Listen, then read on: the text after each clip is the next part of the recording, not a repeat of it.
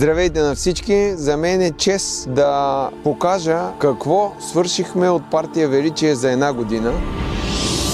Ние сме различни от другите партии, не сме хора, които казваме какво ще направим, когато дойдем на власт, а знаем, че избирайки ни, хората са ни гласували 100% доверие и ние трябва да им помогнем още сега. За тази една година, когато активно работим, да помогнем на хората, които са ни избрали, наистина сме свършили толкова много неща, че няма да се съберат и в 100-часово видео.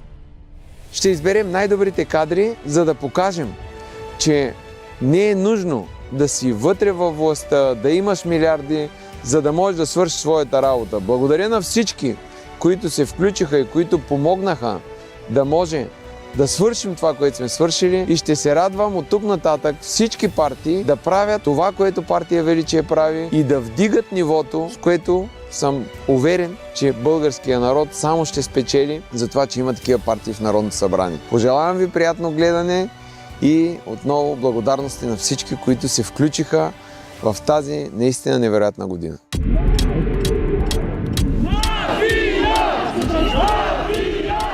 Как хората да отидат да гласуват, като няма значение колко са гласовете? Ти получаваш 3.999. Окончателните резултати от изборите в неделя. След първото въвеждане на протоколите, 29 гласа не стигнаха на Величие, за да влезе в парламента. Нелегитимността на изборите и огромните фалшификации, които на тези избори безспорно всички наблюдатели казаха, че такова нещо не са наблюдавали.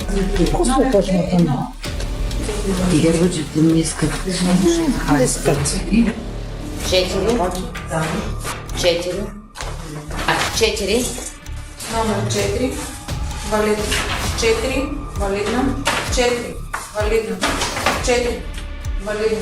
Ние имаме необоримо доказателство за това, че в 24% от всички секционни избирателни комисии имаме установени нарушения. Село